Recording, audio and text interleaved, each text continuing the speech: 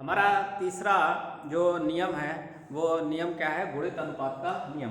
गुणित अनुपात का नियम क्या कहता है? तो एक बार गुणित अनुपात का नियम हम पढ़ लेते हैं, फिर हम उसको उदाहरण से समझेंगे। अब फिर हम एक बार दोबारा से पढ़ेंगे तो हमें अच्छे से समझ में आएगा।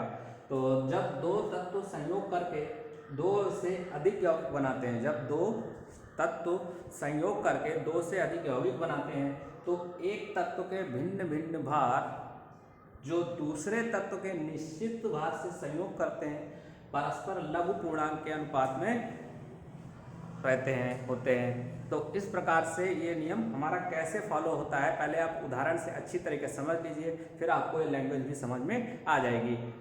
मैं मानता हूँ कि ये जो लैंग्वेज है इसकी थोड़ी सी टफ है। ये जो लास्ट के दोनों हमारे नियम हैं, इन दोनों की लैंग्वेज काफ़ी टफ है। इनको आप उदाहरण से जब समझेंगे तो आपको लैंग्वेज भी समझ में आ जाएगी। तो इसको आपको उदाहरण से लैंग्वेज को याद करना है। तो कैसे याद करना है? तो ये जो नियम है हमारा गुणित अनुपात का नियम, ये दिया था जॉन डाल्टन ने। किसने दिया था? डाल्टन नाम के वैज्ञानिक ने ये जो नियम है वो दिया था। और इन्होंने क्या कहा था कि कोई भी दो तत्व, तो हम उदाहरण ले लेते हैं यहाँ पर कार्बन और ऑक्सीजन का। तो दो तत्व हमारे हैं कार्बन और ऑक्सीजन। ये जो दो तत्व हैं ये संयोग करके जब दो या दो से अधिक बनाते हैं, तो ये कार्बन और ऑक्सीजन ने संयोग करके पहले क्या बनाया? CO बनाया। तो क्या बनाया? CO। और फिर दूसरा यौगिक CO2 बनाया। क्या बनाया? कार्बन और ऑक्सीजन। ये तो कह रहा है जब दो तत्व संयोग करके क्या बनाते हैं? दो से अधिक यौगिक बनाते हैं। तो दो से अधिक यौगिक या दो से अधिक बनाते हैं। तो पहला इन्होंने क्या बनाया? कार्बन ऑक्सीजन ने CO, और दूसरा क्या बनाया? CO2। तो अब ये दो तत्व बनाते हैं तो इसमें नियम क्या कह रहा है? तो एक तत्व के भिन्न भिन्न भार दूसरे तत्व के निश्चित भार से। तो पहले हम इनका भार एक बार देख लेते हैं। तो यहाँ पर कार्बन का हमारा भार कितना है? 12। कितना है? 12। और ऑक्सीजन का 16। कितना है?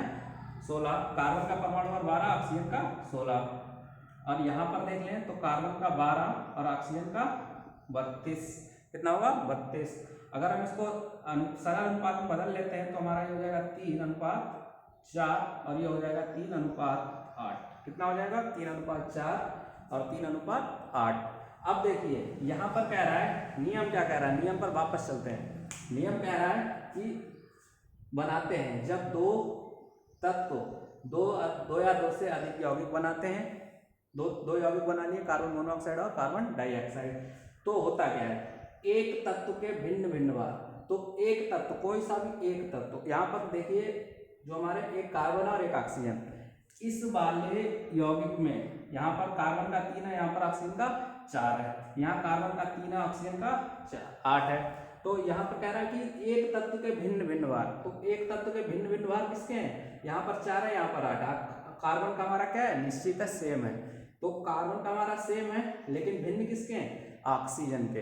तो एक तत्व के भिन्न भिन्न भार यानी ऑक्सीजन के भिन्न भिन्न भार जो दूसरे तत्व के निश्चित भार से संयोग करते हैं, यानी कि जो भिन्न भिन्न भार है हमारे वो दूसरे तत्व के निश्चित भार से संयोग कर रहे हैं। यानी कि कार्बन का जो निश्चित भार है, क्या है?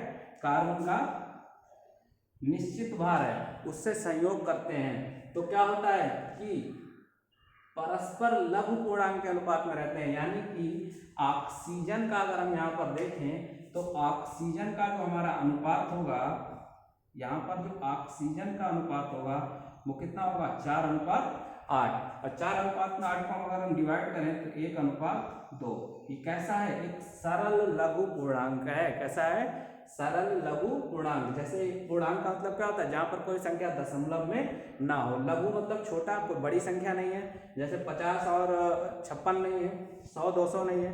क्या है? एक छोटी संख्या है और कैसी है? पूर्णांक संख्या है। तो फिर से एक बार समझ लीजिए, बहुत अच्छे से समझ लीजिए। देखिए दो तत्व संयोग करके दो से अधिक यौगिक बनाते हैं। इतना समझ में आ गया होगा। दो से अधिक यौगिक कौन से बनाए? कार्बन मोनोऑक्साइड और CO2। तो इन दोनों यौगिक में तो इन दोनों यौगिक में भिन्न भिन्न भार वाले निश्चित भार वाले तत्व से निश्चित भार वाले जब तत्व से संयोग करेंगे तो जो भिन्न भिन्न भार वाले हमारे तत्व हैं उनका जो अनुपात होगा वो क्या होगा, लघु पूर्णांक होगा। क्या होगा, लघु पूर्णांक होगा, छोटा भी होगा और क्या होगा, एक पूर्ण संख्या के रूप में होगा। यहाँ पर दशमलव संख्या नहीं होगी। तो ये समझ में आ गया होगा आपको। एक और उदाहरण से समझते हैं।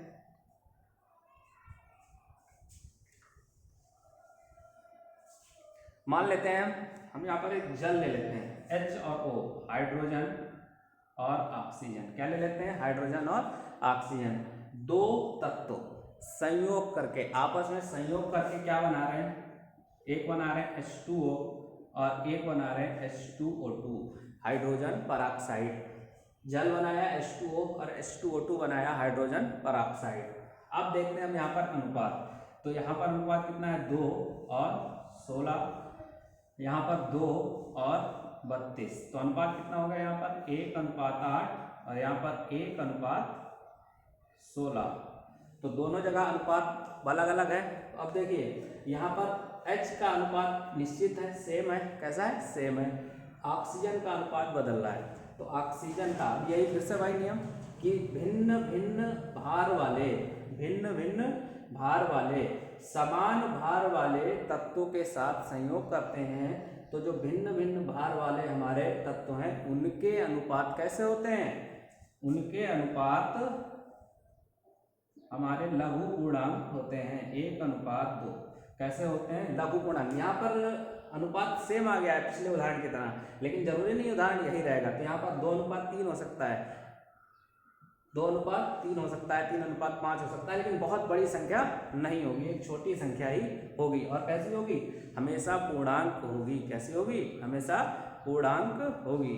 और अब हमारा है व्युत्क्रम अनुपात का नियम।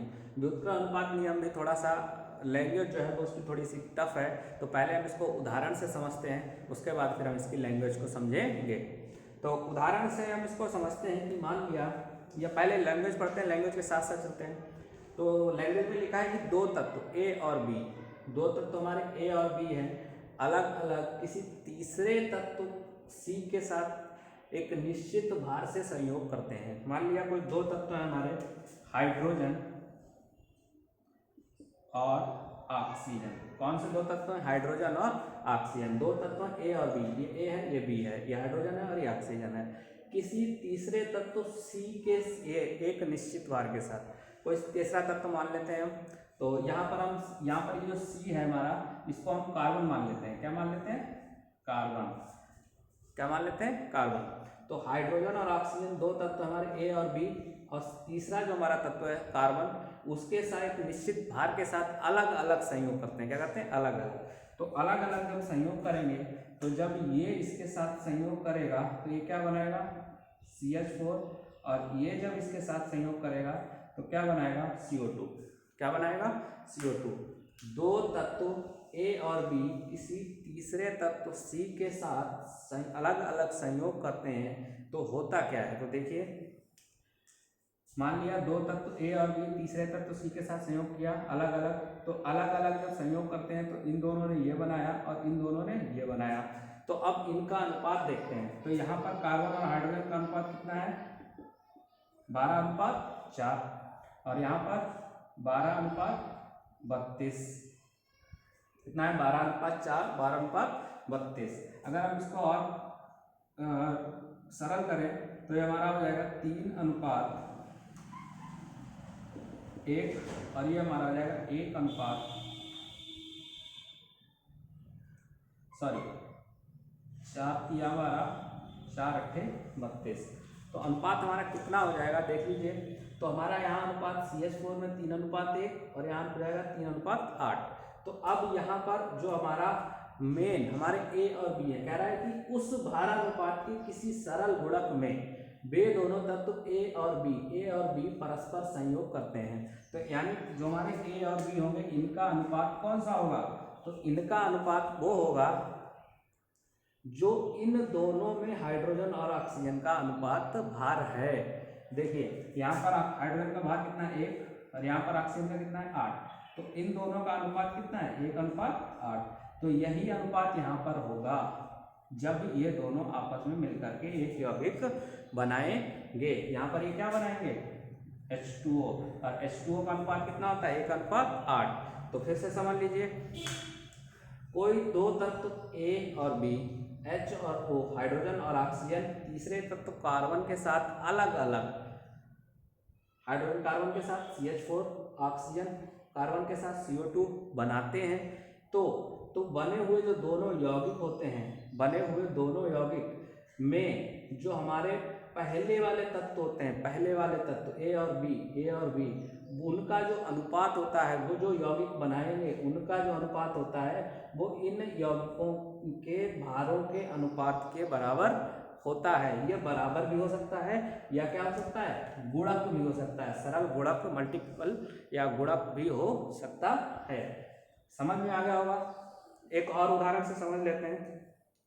दूसरा उदाहरण, मान लिया हाइड्रोजन और ऑक्सीजन, हाइड्रोजन और ऑक्सीजन क्या है, दो तत्व हैं A और B। अब एक तीसरा तत्व हमने यहाँ पर ले लिया सल्फर। क्या ले लिया सल्फर। तो हाइड्रोजन और सल्फर, ये हमारा A हो गया, ये B हो गया। हाइड्रोजन और सल्फर बनाकर क्या बनाएंगे H2S, क्या बनाएंगे H2S। और ऑक्सीजन और सल्फर मिलकर क्या बनाएंगे SO2, क्या बनाएंगे SO2। अब हम इनका अनुपात देख लेते हैं। तो H2S में अनुपात 2 हो गया, सल्फर का होता है 32, सल्फर का होता है 32 और ऑक्सीजन का यहाँ पर कितना होगा 32, 32। तो यहाँ पर यह अनुपात हो गया 1:16 और यहाँ पर देखते हैं तो 1:1, कितना हो गया 1:1। हाइड्रोजन और ऑक्सीजन का अनुपात कितना आएगा निकल के, हाइड्रोजन हो गया 1 और ऑक्सीजन हो गया 1। तो हाइड्रोजन और ऑक्सीजन का अनुपात यहाँ पर निकल के आया 1:1। अभी आपने देखा था कि यहाँ पर एग्जैक्ट बराबर आ गया था, यहाँ पर बराबर नहीं आया है। बराबर नहीं आएगा तो क्या आएगा सरल गुणक आएगा। कैसा आएगा सरल गुणक। अब हम देखते हैं क्या ये जो हमारा अनुपात आया है वो इनके गुणक के सरल गुणक होता है कि नहीं। तो हाइड्रोजन और ऑक्सीजन क्या बनाते हैं H2O बनाते हैं, और H2O में जो अनुपात होता है वो कितना होता है 1:8। कितना होता है 1:8। और यहाँ हमारा कितना अनुपात निकल के आया 1:1। 1:1 हमारा निकल के आया है और होता कितना है 1:8। या तो ये एग्जैक्ट इसके बराबर हो जैसा यहाँ पर निकल के आया था, या फिर कैसा हो सरल गुणक हो। तो सरल गुणक कैसे होगा, तो अगर हम इस वाले अनुपात में हम इसको इस तरीके से लिख सकते हैं 1/1 और इसको 1/8 लिख सकते हैं ना। तो अगर हम इस वाले गुणक में 1/8 से मल्टीप्लाई कर दें तो हमारी यही वैल्यू आ जाएगी। तो इसका मतलब जो 1/8 है वो इसका सरल गुणक है। तो ये क्या है 1/1, 1:1 क्या है, इस 1/8 के सरल गुणक है। अगर ये गुणा करने पर सेम वैल्यू नहीं आती तो ये सरल गुणक नहीं होता। तो इस प्रकार से हम सिद्ध कर सकते हैं कि जब दो तत्व A और B, कोई भी दो तत्व A और B किसी तीसरे तत्व C, यहाँ कार्बन है यहाँ सल्फर है, के साथ अभिक्रिया करते हैं, अलग अलग अभिक्रिया करते हैं तो दो यौगिक बनाते हैं, 2 या 2 से अधिक। यहाँ CH4 बनाया था, यहाँ CO2 बनाया था। दोनों का जो अनुपात निकल के आया था उसमें जो हमारे जो शुरुआती दोनों तत्व थे उनका जो अनुपात होता है वो क्या होता है, या तो बराबर होता है या फिर उसके सरल गुणक में होता है। इस वाले उदाहरण में बिल्कुल हमने बराबर देखा था, एग्जैक्ट देखा था, और यहाँ पर क्या देखा है गुणक के रूप में देखा है, सरल गुणक के रूप में देखा है, सरल मल्टीपल के रूप में देखा है।